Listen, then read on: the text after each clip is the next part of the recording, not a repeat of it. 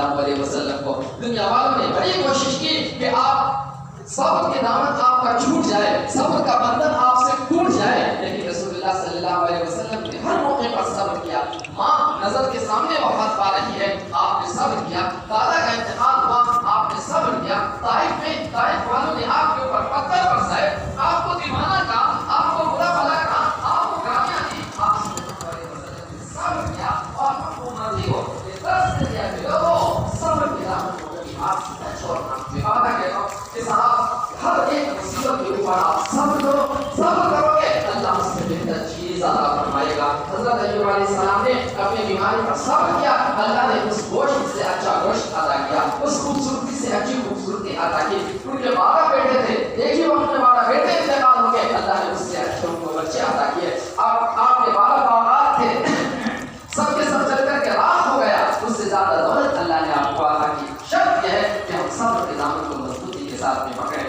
رسول اللہ صلی اللہ علیہ وسلم والدہ کے پاس میں موجود ہے، ماں کہتی ہے کہ بیٹا میں اب اس دنیا سے رخصت ہو رہی ہوں، اپنی جان کو جانے آخری کے حوالے کر دیا، آپ اس دنیا سے رخصت ہو گئی۔ رسول اللہ صلی اللہ علیہ وسلم کی آنکھوں سے آنسو بہنے لگا کہ ماں تو آخر ماں ہوتی ہے۔ باپ ابھی ماں کے پیٹ میں تھے کہ باپ کا انتقال ہوا، 6 سال کے ہوئے والدہ محترمہ کا انتقال ہو گیا۔ حضرت ام ایمن اور اللہ کے نبی صلی اللہ علیہ وسلم نے اس کالی پہاڑی میں کالے کالے کنکڑوں کو اپنے ہاتھ سے ہٹاتی رہی، قبر کھودتے رہے، اور جب قبر کچھ گڑھا ہو گیا اس میں حضرت سیدہ آمینہ کو دفن کر دیا۔ اس وقت میں جنازے کی نماز کی مشروع نہیں ہوئی تھی، چنانچہ حضرت سیدہ آمینہ کو دفن کرنے کے بعد اس کے اوپر مٹی ڈال دیے۔ اللہ کے نبی صلی اللہ علیہ وسلم نے اپنے پہ پانی چھڑکنے کے واسطے تو تھا نہیں، آنسوؤں کا چھڑکاؤ اپنے ماں کے قبر پر کیا۔ حضرت ام ایمن آپ کو سینے سے لگائی، لے کر کے مکہ المکرمہ کی طرف واپس آنے لگی، کچھ دور تک آئی، اس کے بعد میں پیچھے پلٹ کر دیکھ رہی ہیں تو محمد نہیں ہے، گھبرا گئی، بھاگے اٹھائی تو دیکھ رہی ہیں کہ اللہ کے نبی صلی اللہ علیہ وسلم اپنی ماں کے قبر سے لپٹ کر زار و قطار ہو رہے ہیں۔ پھر حضرت ام ایمن رضی اللہ عنہ نے آپ کو تسلی دیا اور آپ کو لے کر کے مکہ المکرمہ کی طرف روانہ ہوئی۔ اللہ کے نبی صلی اللہ علیہ وسلم بار بار پیچھے مڑ کر کے دیکھتے تھے اپنے ماں کے قبر کو، بار بار دیکھ رہے تھے اور کہہ رہے تھے کہ میری ماں، جہاں تک آپ صلی اللہ علیہ وسلم کی نظر سے وہ قبر اوجھل نہیں ہوا، اللہ کے نبی صلی اللہ علیہ وسلم بار بار ماں کے قبر کو پلٹ کر کے دیکھا کرتے تھے۔ اس لیے میں صاحبوں کہتا ہوں کہ ماں کی خدمت کرو، ماں وہ ماں ہوتی ہے، ماں کا وہ مقام ہے کہ میرے نبی صلی اللہ علیہ وسلم نے فرمایا صحابہ رضی اللہ عنہ سے کہ اے میرے پیارے صحابہ، آج اگر میری ماں زندہ ہوتی تو آج میرا مقام و مرتبہ دیکھتی، آج میری ماں ہوتی تو ماں کو کتنی خوشی ہوتی۔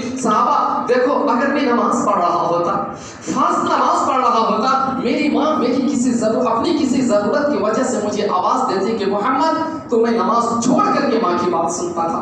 تو میرے دوستو، ماں کا یہ مقام ہوتا ہے اور یہ وہ دولت ہوتی ہے، جب تک ماں پاس میں ہے قدر کر لو، جب تک ماں پاس میں ہے ان کی خدمت کر لو، تھوڑا سا وقت نکالو، ان کے پاس میں جا کر کے بیٹھو، اپنا دکھ درد ان کے پاس میں سناؤ، ان سے کچھ تسلی کی باتیں کرو۔ آج بیوی بچوں کے لیے وقت ہے، آج آپ کو نیوز پیپر پڑھنے کے لیے وقت ہے، ٹی وی دیکھنے کے لیے وقت ہے، ماں کے پاس میں وقت گزارنے کے لیے آج نوجوانوں کے پاس میں وقت نہیں ہے۔ یاد رکھو، جب یہ دولت ہاتھ سے نکل جائے گی اس وقت میں سوائے افسوس کے کچھ بھی حاصل نہیں ہوگا، اس لیے کہ ماں وہ چیز ہے۔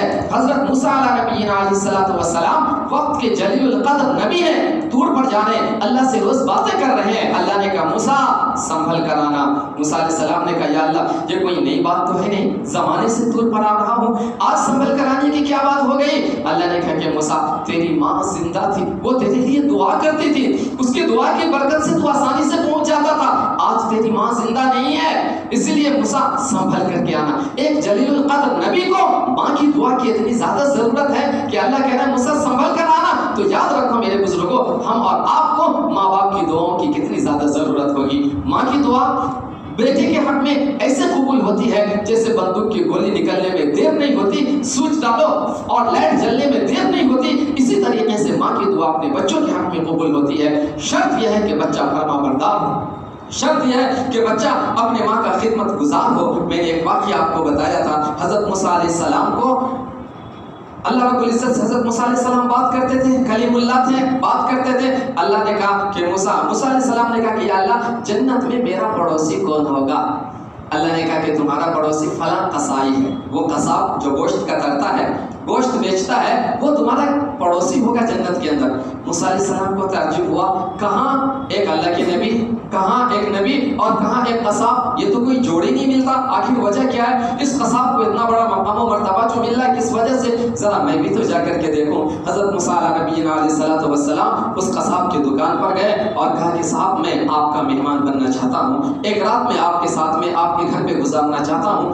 قصاب نے کہا اچھی بات ہے چلیے، اور مہمان آنے پر وہ لوگ تو خوشی، صحابہ کا بھی یہی حال تھا کہ وہ لوگ خوش ہوا کرتے تھے۔ صحابہ کہتے تھے کہ اللہ میرے رزق کی برکت نہ چلی جائے، 2 روز سے گھر میں کوئی مہمان نہیں ہے۔ تو مہمان کی آمد پر ان حضرات کو خوشی ہوا کرتی تھی۔ حضرت ابراہیم علیہ السلام اس وقت تک کھانا نہیں کھاتے جب تک کہ اپنے دسترخوان پر کسی دوسرے کو بلا نہ لیتے اور کسی دوسرے کو ساتھ میں کھانا نہ کھلاتے۔ میں نے کہا تو انہوں نے کوئی وجہ نہیں پوچھی کہ آپ کیوں وقت گزارنا چاہتے ہیں، کہا کہ ٹھیک ہے آپ میرے مہمان ہو، اللہ نے یہ رحمت میرے واسطے بھیجا ہے، چلو۔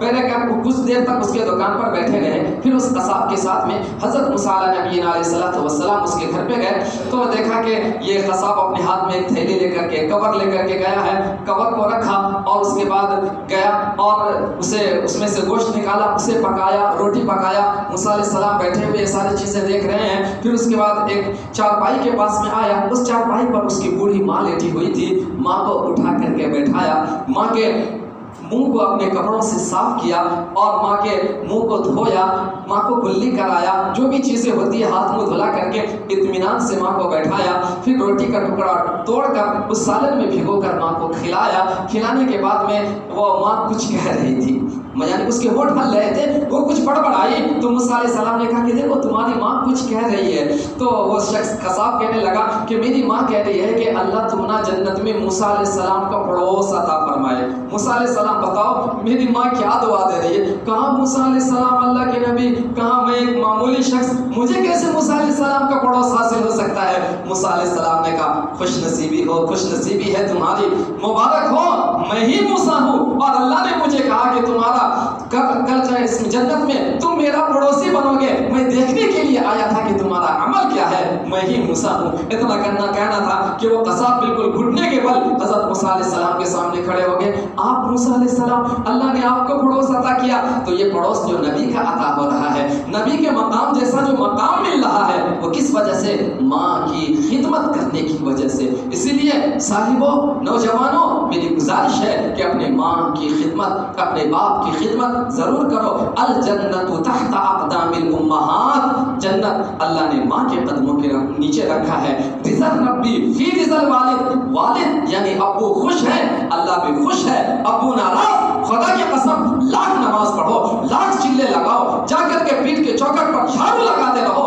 اللہ اس وقت تک تم سے راضی نہیں ہوگا جب تک تمہارا باپ تجھ سے راضی نہ ہو جائے۔ تو یہ ماں باپ بڑی دولت ہے۔ ہمارے نبی صلی اللہ علیہ وسلم بچپن ہی میں آپ کی ماں کا انتقال ہو گیا، پیدا ہونے سے پہلے آپ کے والد کا انتقال ہو گیا۔ آپ صحابہ رضی اللہ عنہ سے فرما رہے ہیں کہ میرے صحابہ اگر میرے ماں باپ زندہ ہوتے تو تم دیکھ لیتے کہ میں ماں باپ کی کس طریقے سے خدمت کرتا ہوں، میں ماں باپ کی کس طریقے سے غلامی کرتا ہوں، اور میں یہ بات بارہا کہہ چکا ہوں اور بار بار میں اس لیے کہتا ہوں کہ یہ چیز ہمارے دل کے اندر بیٹھ جائے کہ اپنے ماں باپ کے سامنے غلام بن کر کے کھڑے ہو، نوکر بن کر کے کھڑے ہو۔ جیسا ایک بھاگا ہوا غلام آ کر کے اپنے آقا کے سامنے کھڑا ہوتا ہے کہ وہ کانپ رہا ہوتا ہے کہ پتہ نہیں کون سی سزا دے دے، پتہ نہیں یہ مجھے کیا کرے گا، میں نے غلطی کی ہے، میں تو بھاگ گیا تھا، پکڑا گیا ہوں، اب پتہ نہیں میری کیا حال۔ تو ایک غلام کی طرح، ایک نوکر کی طرح اپنے ماں باپ کے سامنے کھڑا ہونا چاہیے۔ اور اللہ یہ قرآن کے اندر فرماتا ہے وَقَضَىٰ رَبُّكَ أَلَّا تَعْبُدُوا إِلَّا إِيَّاهُ وَبِالْوَالِدَيْنِ إِحْسَانًا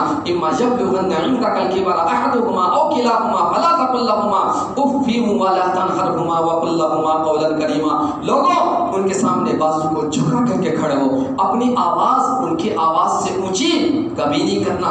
جتنا بھی غصہ آئے، جتنا بھی غصہ آئے، خدا کی قسم کبھی بھی اپنے ماں باپ کے آواز سے زیادہ اونچی آواز نہیں کرنا۔ ابو یہ کیا کہتے تمہیں گھر کو ہرگز بھی نہیں بولنا، آواز تمہاری اونچی ہوگی، یاد رکھو اللہ یہ قرآن میں فرما رہا ہے کہ اپنے ماں باپ کے آواز سے آواز کو اونچی نہ کرنا۔ اگر آپ نے ماں باپ کی آواز سے اپنی آواز کو اونچی کر دیا اللہ کی پکڑ میں آ جاؤ گے۔ اور ہر گناہ کی سزا اللہ مرنے کے بعد دیتا ہے۔ نماز نہیں پڑھے مرنے کے بعد گناہ عذاب ہوگا، روزہ نہیں رکھے مرنے کے بعد عذاب ہوگا، لیکن ماں باپ کی نافرمانی کرے اللہ دنیا میں بھی عذاب دے گا، مرنے کے بعد میں بھی پکڑ ہو جائے گی۔ اسی لیے میرے دوستو اپنے ماں باپ کے سامنے عزت سے پیش آنا ہے، اپنی آواز کو ان کی آواز سے اونچی نہیں کرنا، جھک کر کے ان کے سامنے رہنا۔ جھکنے کا مطلب یہ نہیں کہ آپ بالکل سر کو ان کے سامنے جھکاؤ، یہ سر تو صرف اللہ کے سامنے جھکے گا، اپنے بازوؤں کو جھکا کر کے رہو، اکڑ کر ان کے سامنے کھڑے نہ ہو۔ اور میں کہتا ہوں نا کہ بھئی آپ دیکھو جب یہی لوگ ایم پی کے پاس میں چلے جائیں،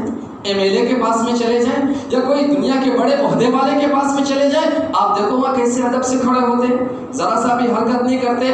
ماں باپ کے اوپر ایسے ہزاروں M P M L A قربان ہیں، اور ایسے ہزاروں M P M L A سے کروڑوں درجہ مقام و مرتبہ بڑا ماں باپ کا ہے، آپ ان کے سامنے جا کر کے نہ جھکو۔ خدا کی قسم ماں باپ کے سامنے اپنے بازوؤں کو جھکا لو، اللہ دوسرے کے سامنے جھکنے نہیں دے گا۔ ماں باپ کے سامنے اپنے بازوؤں کو جھکا لو، اللہ ہر جگہ پر عزت عطا فرمائے گا، کہیں پر بھی جھکنے کی ضرورت نہیں پڑے گی۔ میں ایک چیز کہتا ہوں کہ بھئی کبھی آپ اپنے ابو کے کپڑے دیکھو، بچہ کتنا بھی بڑا کیوں نہ ہو جائے ماں باپ کے سامنے بچہ ہی ہوتا ہے۔ لوگ کہتے ہیں میں اتنا بڑا ہو گیا، میں ماں باپ کے کپڑے خود سے کیسے دھوں؟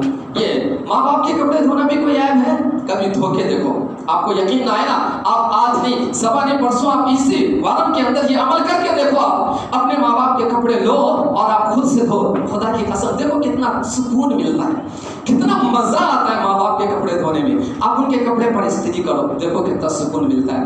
وہ جب نہا کر کے آئے نا، آپ ان کے کپڑے دھو کر استری کر کے ابا یہ لو آپ کے کپڑے حاضر ہیں، دیکھو آپ کے دل سے دعا نکل گئی نا، ہماری کامیابی کے لیے یہی چیز کافی ہے۔ خدا کی قسم ہماری زندگی سنور جائے گی، دنیا میں بھی سنور جائے گی، آخرت میں بھی سنور جائے گی۔ تو بہرکیف میرے دوستوں بزرگوں، اللہ کے نبی صلی اللہ علیہ وسلم نے فرمایا کہ لوگوں صحابہ اگر میں نماز میں ہوتا میری ماں آواز دے دیتی، میں نماز چھوڑ کر کے ماں کے بات پر لبیک کہتا ہوا چلا جاتا، میں نماز کو چھوڑتا لیکن ماں کے حکم کو نہیں ٹالتا۔ ماں باپ کا مقام اتنا بڑا ہوتا ہے، لیکن آج میری ماں نہیں ہے، آج میرے باپ اس دنیا کے اندر نہیں ہے۔ بہرکیف اللہ کے نبی صلی اللہ علیہ وسلم حضرت ام ایمن کے ساتھ مکہ المکرمہ واپس آ رہے ہیں، ادھر دادا عبد المطلب راستہ تک رہے تھے، میرا پوتا آئے گا، میرا پوتا آئے گا، پتہ نہیں کب آئے گا، روزانہ راستہ دیکھتے تھے۔ اتنے میں دیکھتے ہیں کہ کوئی آ رہا ہے اور وہ صورت کچھ جانی پہچانی سی ہے، تو خوشی کی لہر دوڑ گئی۔ جب قریب پہنچے تو دیکھا حضرت ام ایمن ہے، ساتھ میں محمد صلی اللہ علیہ وسلم ہے۔ اپنے پوتے کو دیکھ کر اتنے خوش ہوئے کہ بہو کا خیال ہی ان کو نہ رہا۔ بعد میں حضرت ام ایمن سے کہتے ہیں کہ ام ایمن میرا پوتا محمد تو آ گیا، میری بہو کہاں ہے؟ ام ایمن نے کہا کہ عبد المطلب یہ وہ بچہ ہے کہ جب ماں کے پیٹ میں تھا والد کا انتقال ہو گیا، اب 6 سال کا ہوا ہے، ماں بھی اس دنیا سے رخصت ہو گئی۔ حضرت خواجہ عبد المطلب ڈھارے مار کر کے رونے لگتے ہیں کہ ہائے افسوس کہ میرے بچے کی اب والدہ بھی اس دنیا کے اندر نہیں رہی۔ اس وقت سے اللہ کے نبی صلی اللہ علیہ وسلم اپنے دادا عبد المطلب کے کفالت میں آ گئے۔ حضرت عبد المطلب آپ صلی اللہ علیہ وسلم کا بہت خیال کرتے تھے، پہلے کھانا پوتے کو کھلاتے تھے، اس کے بعد پھر خود کھاتے تھے، یعنی ہر وقت سوتے جاگتے کہیں بھی اللہ کے نبی صلی اللہ علیہ وسلم کو نہیں بھولتے تھے، ہمیشہ پوتے کا خیال رکھتے تھے، ہمیشہ محمد کی رٹ ان کی زبان پر لگی ہوئی ہوتی تھی۔ اور اللہ کے نبی صلی اللہ علیہ وسلم کو بھی اپنے دادا سے بڑی محبت تھی، آپ بھی اپنے دادا محترم کا بہت زیادہ خیال رکھا کرتے تھے۔ لیکن جب اللہ کے نبی صلی اللہ علیہ وسلم 8 سال کے ہوئے تو اب دادا بھی اس دنیا سے رخصت ہو گئے۔ آپ نے کہا، حضرت عبد المطلب نے اپنے بیٹوں کو بلایا، کہا کہ اب میرا اس دنیا سے جانے کا وقت آ چکا ہے، میرے اس پوتے محمد کی پرورش کون کرے گا، کون اسے اپنی کفالت میں رکھے گا؟ حضرت حمزہ بڑے میں کر لوں گا، کہا کہ نہیں تم کثیر العیال ہو۔ حضرت عباس رضی اللہ عنہ آئے، میں کروں گا نہیں تمہارے ساتھ بھی فلاں ضروریات ہیں، لہٰذا ابو لہب نے بھی کہا کہ میں اس کی کفالت کروں گا، آپ نے کہا کہ نہیں تمہارے ساتھ بھی دوسری ضروریات ہیں، تو حضرت ابو طالب آگے بڑھے، کہا کہ ابا حضور اس کی کفالت میں کروں گا۔ تو حضرت عبد المطلب نے اللہ کے نبی صلی اللہ علیہ وسلم کا ہاتھ ان کے چچا ابو طالب کے ہاتھ میں دے دیا اور آپ اس دنیا سے رخصت فرما گئے۔ عبد المطلب کا انتقال ہو گیا، اللہ کے نبی صلی اللہ علیہ وسلم 8 سال کی عمر کے ہیں۔ اب اللہ کے نبی صلی اللہ علیہ وسلم اپنے چاچا حضرت ابو طالب کی کفالت میں آ گئے۔ ابو طالب بھی اللہ کے نبی صلی اللہ علیہ وسلم سے بڑی محبت کرتے تھے، اور رسول اللہ صلی اللہ علیہ وسلم تھے ہی محبت کی چیز۔ میں نے آپ کو بتایا تھا نا حلیمہ سعدیہ کے واقعہ میں کہ جانور جتنے بکریاں ہیں چارہ چر لیتی ہیں، آ کر کے رسول اللہ کے چہرے کو خوب غور سے دیکھنے لگ جاتی ہیں، جبکہ آپ ابھی چھوٹے بچے ہیں، آپ ابھی 2-3 ماہ کے بچے ہیں۔ تو رسول اللہ صلی اللہ علیہ وسلم کو اللہ نے ایسا جمال عطا کیا تھا، اللہ نے ایسے کمالات عطا فرمائے تھے، اللہ نے ایسی چیزیں آپ کو عطا فرمائی تھی کہ ہر شخص آپ سے محبت کیا کرتا تھا۔ افسوس یہ ہے کہ بس ہم لوگ رسول اللہ صلی اللہ علیہ وسلم سے صحیح محبت نہ کر سکے، سچی محبت نہ کر سکے، ورنہ ابو جہل نے بھی محبت کیا، ابو لہب نے بھی محبت کیا، جانوروں نے بھی محبت کیا، درختوں نے بھی محبت کیا، پہاڑوں نے بھی محبت کیا۔ یہی تو وجہ تھی کہ جب آپ راستے سے گزر رہے ہیں، درختوں سے آواز آ رہی ہے السلام علیکم یا رسول اللہ، پہاڑوں سے آواز آ رہی ہے السلام علیکم یا رسول اللہ۔ لیکن میرے دوستو، سب نے اللہ کے نبی سے محبت کی، ہم لوگوں نے صحیح معنوں میں جو محبت کرنی تھی وہ محبت ہم نے رسول اللہ سے نہیں کیا، اس میں ہمارا نقصان ہے۔ رسول اللہ صلی اللہ علیہ وسلم کے شان میں، آپ کے مقام و مرتبہ میں کوئی کمی آنے والی نہیں ہے۔ بہرکیف اللہ کے نبی صلی اللہ علیہ وسلم اپنے چاچا حضرت ابو طالب کی کفالت میں رہنے لگے۔ آپ کچھ بڑے ہوئے تو اللہ کے نبی صلی اللہ علیہ وسلم کے دل میں یہ بات آتی تھی کہ میں چاچا کے اوپر بوجھ نہ بنوں، میں بھی کچھ کام کروں، میں بھی کام کے اندر چاچا کا ہاتھ بٹاؤں۔ چنانچہ آپ صلی اللہ علیہ وسلم نے اس عمر میں بکریاں بھی چرائیں، اور بکریاں چرا کر کے اپنے چاچا حضرت ابو طالب کی مدد کرتے رہے، ان کے کاموں میں ساتھ دیتے رہے۔ پھر ایک مرتبہ رسول اللہ صلی اللہ علیہ وسلم نے کہا کہ چاچا میں آپ کے ساتھ میں تجارت میں جاؤں گا۔ ابو طالب تجارت کے لیے ملک شام جا رہے تھے، اللہ کے نبی صلی اللہ علیہ وسلم نے کہا کہ میں بھی جاؤں گا، چونکہ رسول اللہ صلی اللہ علیہ وسلم یہ چاہتے تھے کہ میں اپنے چاچا کے کام میں ہاتھ بٹاؤں، چاچا کام کرے میں گھر میں بیٹھے رہوں تو یہ مناسب نہیں ہوتا۔ آج کے بچوں کی طرح نہیں تھے ہمارے نبی، ہم لوگوں کی طرح نہیں تھے ہمارے نبی صلی اللہ علیہ وسلم اپنے چاچا کے کاموں میں ہاتھ بٹانا چاہتے تھے، چاچا منع کرتے تھے، لیکن آپ نے ایک مرتبہ ضد کر دی، نہیں میں آپ کے ساتھ میں تجارتی سفر پر جاؤں گا۔ ابو طالب مجبور ہو کر کے اللہ کے نبی صلی اللہ علیہ وسلم کو ساتھ لیا اور تجارتی سفر پر نکل پڑے۔ جب یہ راستے میں جا رہے ہیں تو بہت ساری چیزیں، بہت سارے معجزات ظاہر ہو رہے ہیں۔ اتنے میں ایک گرجا گھر تھا اور اس گرجا گھر کے پاس میں آپ کھڑے ہوئے، وہ پورا قافلہ ٹھہرا۔ قافلہ ٹھہرنے کے بعد میں وہاں کا جو راہب تھا، وہاں کا جو پجاری تھا، وہاں کا جو پادری تھا، وہ جب دیکھا اللہ کے نبی صلی اللہ علیہ وسلم کو تو اس نے کچھ چیزوں کو نوٹ کر لیا۔ اس نے دیکھا کہ بادل کا ٹکڑا ان کے اوپر سایہ کیے ہوا آ رہا ہے، پھر اس کے بعد میں درخت کا سایہ ادھر ہے، اب یہ ادھر جب بیٹھے ہیں تو وہ سایہ بالکل آ کر کے اس طرف سایہ کر دیا۔ تو اس نے اندازہ لگا لیا کہ کوئی معمولی بچہ نہیں ہے۔ پھر وہ یہودیوں کا عالم بھی تھا، اس نے تورات انجیل کو پڑھ رکھا تھا، آخری نبی کی نشانیاں اس نے پڑھ رکھی تھی، اسے تلاش بھی تھی۔ اس نے قافلہ والوں سے پوچھا کہ تم کہاں سے آ رہے ہو؟ اس نے کہا مکہ المکرمہ سے۔ سمجھ گیا کہ کتابوں میں تو مکہ ہی کے بارے میں لکھا ہے کہ وہ نبی مکہ میں پیدا ہوں گے۔ کہا کہ تم کس قبیلے کے ہو؟ یہ جو بچہ ہے کس قبیلے سے؟ کہا بنو ہاشم سے ہے، قریش سے ہے۔ تو اسے یقین ہو گیا کہ ہو نہ ہو یہی بچہ نبی ہوگا۔ چنانچہ اس نے قافلہ والوں سے کہا کہ میں آج تمہاری دعوت کرتا ہوں، آج تم لوگ میرے گھر پہ دعوت کھانے کے لیے آنا۔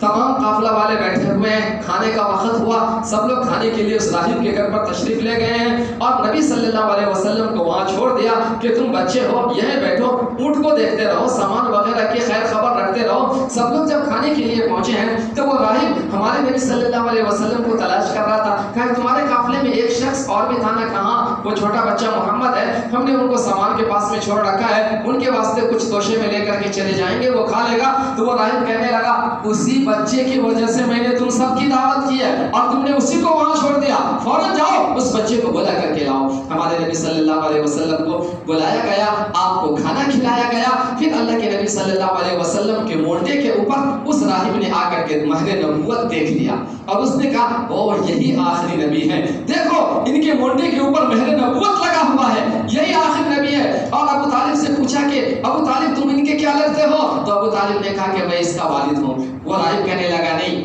آخری نبی کی یہ نشانی ہم نے کتاب میں پڑھ رکھی ہے کہ وہ آخری نبی کے والد ان کے پیدا ہونے سے پہلے انتقال ہو جائیں گے، لہٰذا ابو طالب نے کہا بالکل تم نے سچ کہا، میں اس کا چاچا ہوں، یہ میری کفالت میں ہے، اس کے والد حضرت عبداللہ ان کے پیدا ہونے سے پہلے انتقال فرما گئے۔ تو اس راہب نے کہا کہ میں قسم کھا کر کے کہتا ہوں، اپنی دیوی دیوتا کی قسم کھا کر کے کہتا ہوں کہ یہی آخری نبی ہے، ابو طالب اسے لے کر کے ملک شام نہ جاؤ، ورنہ وہاں کے یہود و نصارہ ان کے دشمن ہیں، وہ ان کے تلاش میں ہیں، جب ان کو को पता चलेगा तो वो इनको कत्ल करने की कोशिश करेंगे। आप यहाँ से इनको लेकर के मक्का मुकर्रमा वापस चले जाओ। हजरत अबू तालिब ने जो उनके पास में तिजारती सामान था वो आपको नुकसान करके, आपको कोई नफा नहीं हुआ, बल्कि चंद दामों में उन चीज़ों को वहीं कुछ फरोख्त किया, कुछ बचे वो साथ में ले लिया और अल्लाह के नबी सल्लल्लाहु अलैहि वसल्लम को लेकर के मक्का मुकर्रमा वापस आ गए। फिर आप सल्लल्लाहु अलैहि वसल्लम अपने चाचा हजरत अबू तालिब की किफ़ालत में कैसे रहे, फिर आप सल्लल्लाहु अलैहि वसल्लम की जवानी कैसी रही, फिर आप सल्लल्लाहु अलैहि वसल्लम का पहला निकाह हजरत खदीजतुल कुबरा रज़ियल्लाहु अन्हा से कैसे हुआ, इंशाअल्लाह मैं कोशिश करूंगा कि आइंदा जुमा ये बातें आप हजरात के सामने रखूं। कुछ बातें अर्ज करने की है वो ये कि आज हिंदुस्तान में जो मुसलमानों की हालत है वो हम सब के नज़रों के सामने आया है। आज मंडिया के अंदर एक प्रोटेस्ट हो रहा है जिसमें